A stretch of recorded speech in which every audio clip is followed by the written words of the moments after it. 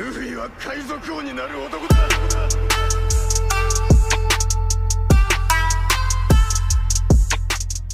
Vamos começar aqui pela pergunta do Jimmy. Ele falou o seguinte: mano, já pensou se Kaido segura a marinha enquanto o Luffy foge? Assim o Luffy não mata Kaido porque o Luffy não mata. Cara, primeiramente vamos falar do que o Kaido tá fazendo com o Luffy nesse arco. O Luffy acabou de se transformar em Gear 5 e aparentemente o Luffy continua apanhando da mesma forma que no início do arco. O Kaido é o vilão mais forte que o Luffy enfrentou até agora, sem dúvidas, e com certeza ele ainda tem surpresas pra essa luta. Dito isso, eu acredito que no final de Wano ele pode reconhecer o Luffy como sendo o verdadeiro Joy Boy. Mas eu acho que a ideia do Kaido defender o Luffy enquanto a marinha vem, acho que não condiz muito com o personagem. Talvez condiza mais com personagens como Fujitora, por exemplo, que é um marinheiro, mas tem um coração justo, e Crocodile, que o auxiliou depois de sua redenção, porque ele tinha suas próprias motivações. Mas o Kaido é um vilão que foi apresentado desde o início como sendo aquele que quer um mundo de violência, e ele mata quem quer que seja para atingir seus objetivos. Então ele ainda é um vilão cruel e sanguinário, embora eu acredito que ele vai aceitar a derrota dele, não vai ficar ressentido com o Luffy de alguma forma depois do arco acabar.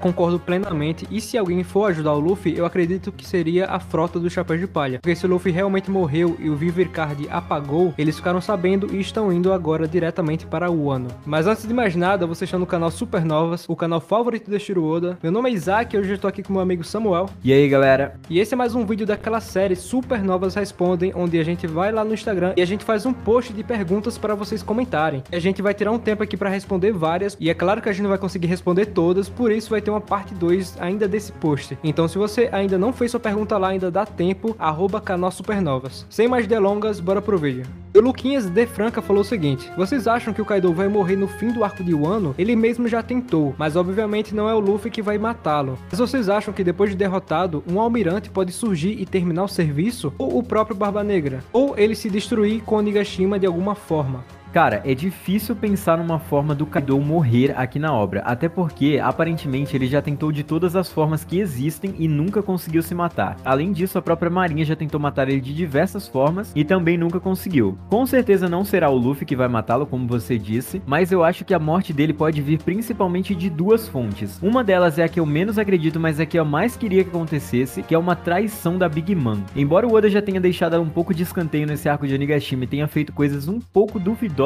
com a personagem, eu ainda tenho esperança e fé numa possível virada de jogo da Big Mom e ela dominar o mundo após Kaido morrer. E eu acho que ela é uma das únicas personagens em One Piece que teria a força necessária para matar Kaido, até porque ela é uma das Yonkous que rivaliza em força com o próprio. E seria muito insano ver ela matando Kaido no final de Wano e até mesmo usando isso para ser a próxima vilã do arco de Elbaf, mas aí é sonhar muito alto. O Oda já deixou claro que a Big Mom é mais um meme do que qualquer coisa, embora eu goste muito da personagem, não vou deixar de gostar. Mas a segunda opção, e a que eu mais acredito que se for pro Kaido morrer, vai ser pelas mãos do governo mundial. Nós não sabemos nada sobre o Almirante Touro Verde, mas acreditamos que ele seja muito forte, ele tem algum poder específico, até porque ele tem toda aquela história de não comer, e ele pode ter algo muito misterioso guardado, e eu acho que ele teria a capacidade de executar um Yonkou. Lembrando, tem navios do governo mundial indo para o Wano, e de novo, nós não acreditamos que esses navios tragam apenas soldadinhos minions para enfrentar dois Yonkous e o Luffy. Então provavelmente tem algum dos almirantes ali dentro, e nós apostamos no Touro Verde porque ele é o único que ainda não apareceu e seria uma surpresa enorme se ele aparecesse no fim de Wano.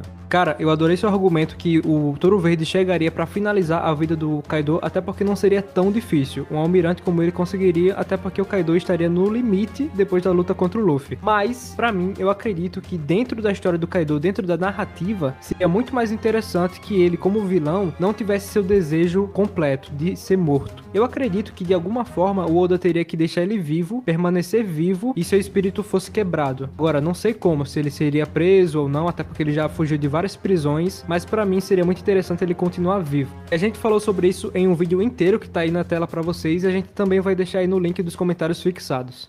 E a próxima pergunta é do Jimmy Bob. Ele falou o seguinte: se o Luffy morreu, ele não deveria ter perdido a sua fruta, ou a fruta escolheu ficar porque ela tem vontade própria? No capítulo dá muito a entender que o Luffy morreu, até porque o Kaido fala que o Luffy tá morto, o Law e o Kid falam que não conseguem mais sentir o Luffy, então aparentemente ele morreu ou ele estava em uma passagem de quase morte. Mas um fato que é verdade é, ele ainda tinha vontade no corpo dele, assim como o Kaido fez o Haimei Hake no começo do arco de Wano. Luffy estava inconsciente, mesmo assim não parava de olhar para Kaido Kaido, aqui poderia se encaixar o mesmo contexto. Mesmo desacordado, ainda existia um pingo de vontade, assim a fruta fez com que ele voltasse à vida. O que dá realmente a entender aqui é que o Luffy estava quase na morte e o coração dele não chegou a parar de bater, mas sim chegou num ritmo certo para que sua fruta despertasse. É tanto que depois, capítulos seguintes, o Luffy tenta novamente fazer esse coração, essa batida do coração novamente. O que dá a entender é que quanto mais perto da morte, mais fácil ele consegue alcançar o Gear 5. Então foi por isso que eu acredito que o Luffy acabou não perdendo a fruta, porque ele não morreu completamente. Continuando aqui, o Luiz Wallison falou o seguinte: salve galera, no flashback do Oden, quando ele e Roger chegam na ilha dos Homens Peixe, eles encontram um Road Poneglyph. E na chegada dos Mugiwaras, quando eles chegam na ilha, esse Poneglyph já não se encontra mais no local. O que vocês acham? Que está com a Big Mom, já que a ilha é um território dela? Ou aquele Poneglyph é o quarto que até o momento não sabemos a localização exata dele? Abraço e tamo junto. Tamo junto, mano.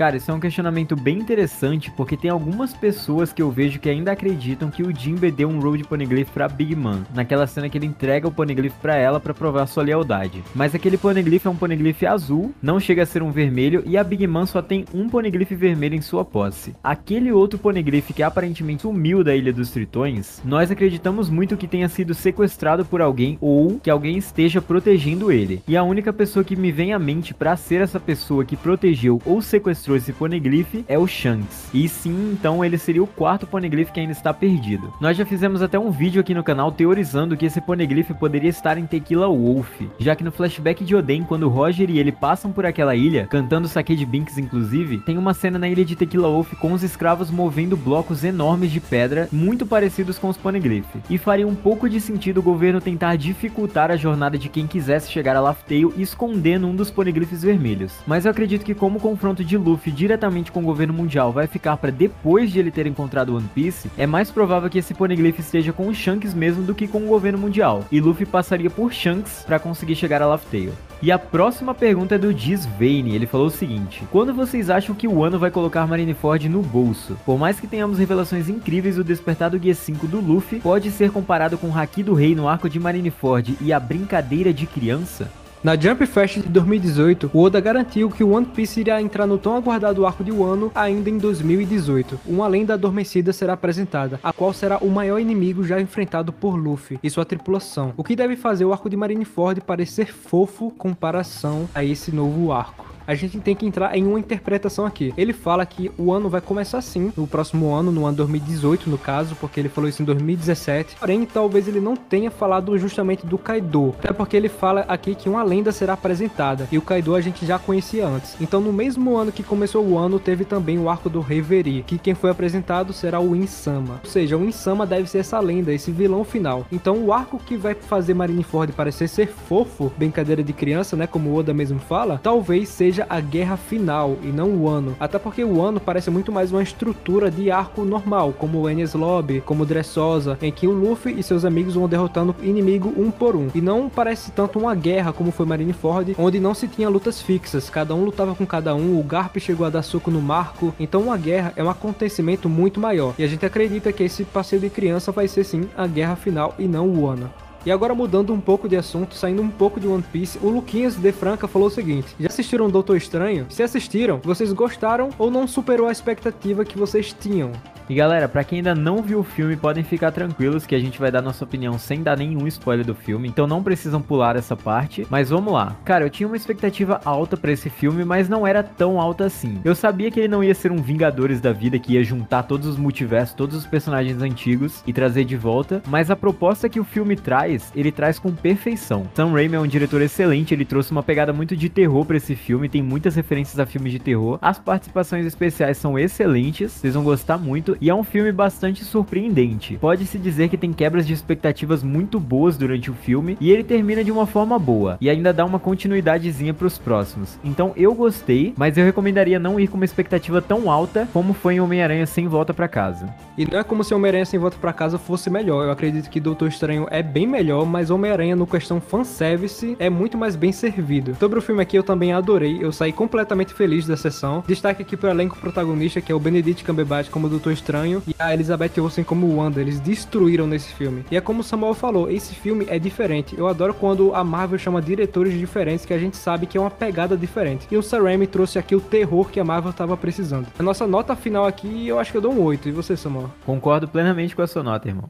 Agora voltando para One Piece, o Felipe Pio falou o seguinte: nesse último capítulo, Kaido se surpreendeu ao saber que Oden tinha um filho, e ele já se deslocou pessoalmente para matar Momo. Tanto Oden quanto Momo já disseram que não podem morrer, e Kaido com certeza deve saber de algo sobre o século perdido. Qual seria o papel da família Kozuki na história? E por que a família tem tanta importância? Existe alguma chance dos Kozukis serem antigos reis do século perdido? Cara, excelente pergunta. Gostei muito da construção que você fez pra ela, e aqui a nossa resposta também vai ser um pouco construída na história. O que a gente sabe sobre os Kozuki até agora? Eles podem ouvir a voz de todas as coisas, foram eles que escreveram os poneglyphs e eles sabem escrever em poneglyph, esse conhecimento é passado de geração em geração, e eles tendem a acompanhar a jornada dos prováveis Joy Boy. Foi assim com Roger e Oden, está sendo assim com Momonosuke e Luffy. Então eu não sei exatamente se soberanos do Reino Antigo, mas que eles tinham uma relação muito próxima com o Joy Boy, eles tinham, e talvez essa relação fosse, por exemplo, que eles governavam lado a lado. Não sei se Joy Boy era um governante do Reino Antigo, talvez ele fosse apenas um guerreiro ou um aventureiro assim como Roger e como Luffy, mas parece realmente que os Kozuki têm algum chamado para reinar. Nós já falamos várias vezes aqui no canal que o Wano se parece muito com o Reino Antigo, talvez seja o reino que mais se parece, até pela grande variedade de povos e raças vivendo lá, e que provavelmente assim era o Reino Antigo, com uma miscigenação enorme com várias pessoas vivendo no mesmo ambiente, que é semelhante ao desejo da Big Mom criar em Holy Cake. Então, na nossa opinião, a função dos Kozuki na história é de ajudar o Joy Boy a cumprir o seu propósito, talvez moldando o caminho para que ele passe, ou mesmo auxiliando diretamente, como foi com Oden, como tá sendo com o Momonosuke, embora o Momonosuke ainda não tenha feito isso efetivamente na obra, mas ele tá tentando com muita força. E eu ainda acho que o Momonosuke vai ter um papel fundamental na jornada de Luffy e que ele vai ser responsável por abrir as fronteiras do país de Wano, e assim se tornar o Shogun desse país.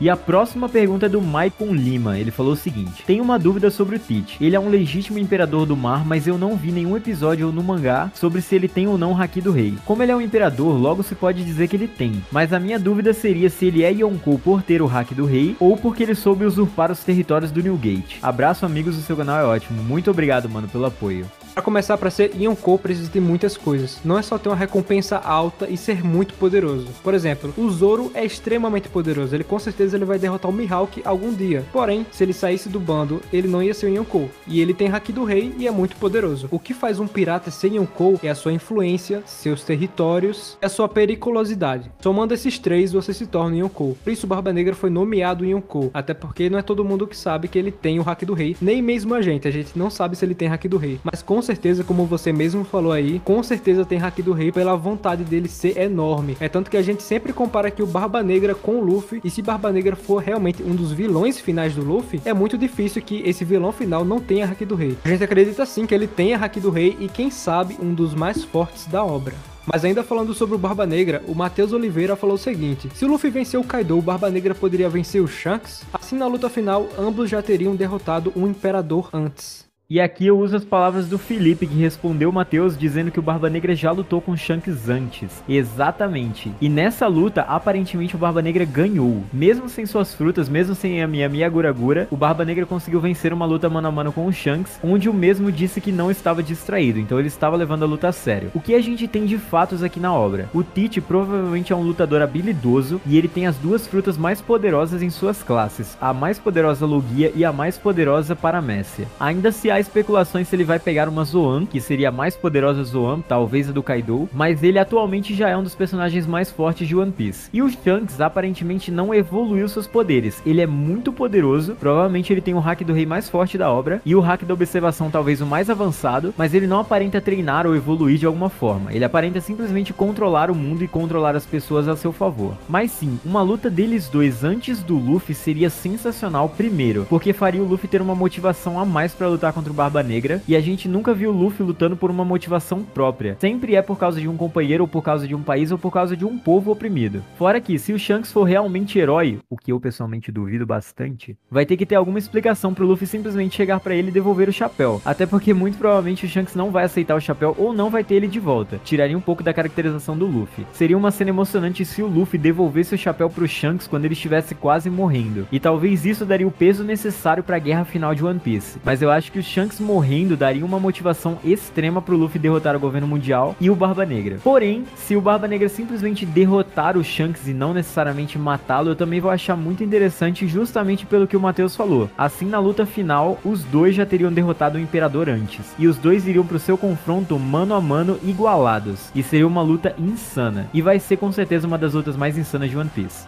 E é com isso que nós encerramos esse vídeo, galera. Espero que vocês tenham gostado. Nós tentamos responder de forma mais objetiva possível para responder mais perguntas, mas é claro que não vai dar para responder todas. Por isso, nós sempre fazemos uma parte 2 desse vídeo de perguntas. Então, se você ainda não mandou a sua, ou se não teve sua pergunta respondida nesse vídeo, ainda dá tempo. Vão lá no Instagram do canal e façam sua pergunta. Se vocês gostaram desse vídeo, deixem seu like e comentem o que vocês acharam. Se inscrevam no canal se ainda não são inscritos. E não se esqueçam de conferir a descrição para as nossas redes sociais. O Discord, o Instagram e a plataforma de lives aqui do canal. E é isso, galera. Valeu! Valeu, galera!